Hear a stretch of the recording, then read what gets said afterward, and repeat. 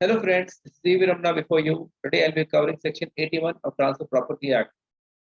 In the earlier classes, if you recollect, section 56 was covered dealing with marshalling by subsequent purchaser. Marshalling by subsequent purchaser.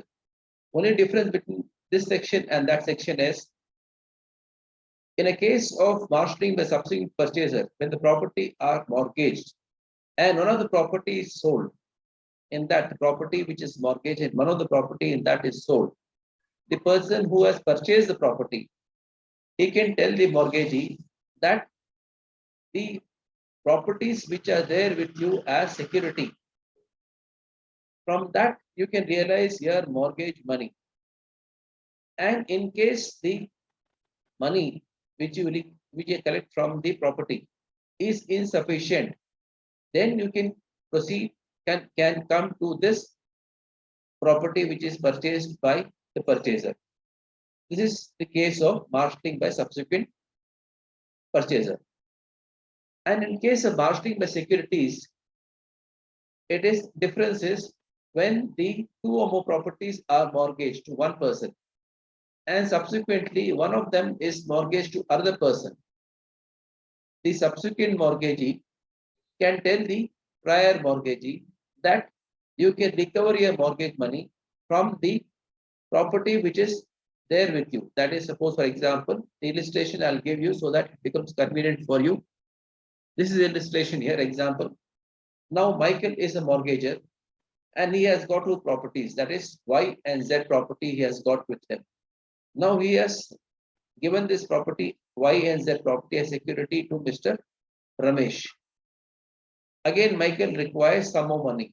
Here he is in need of some more money, so he approaches Mr. Suresh. And he has taken and given Z property to Mr. Suresh. Since you have already covered sufficient portion of this of mortgage, you must be aware that mortgages can be created how many number of times.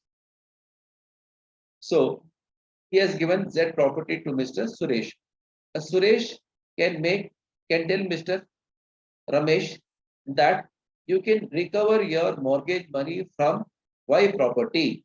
In case the mortgage money is insufficient, then proceed against Z property. This is the concept of marshalling. But here I have given an example of Y two properties. There may be more than two properties also, but it must be related to the same person.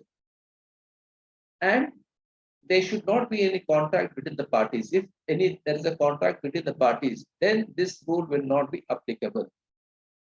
And if the person has purchased for consideration, then that person's right also will be protected.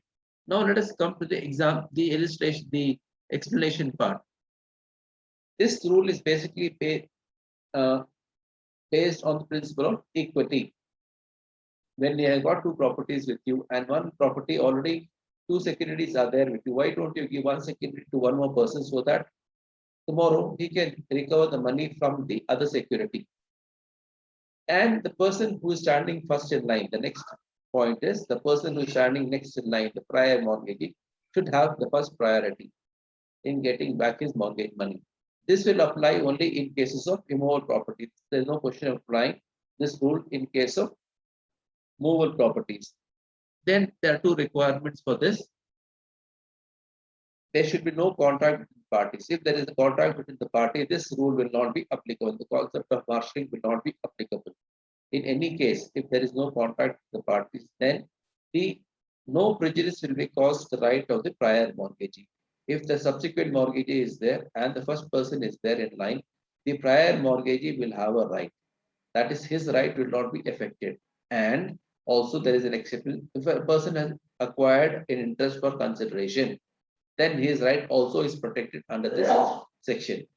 For the sake of convenience, I have put the link of 56 for the reference sake, so that becomes easier for you. Thank you.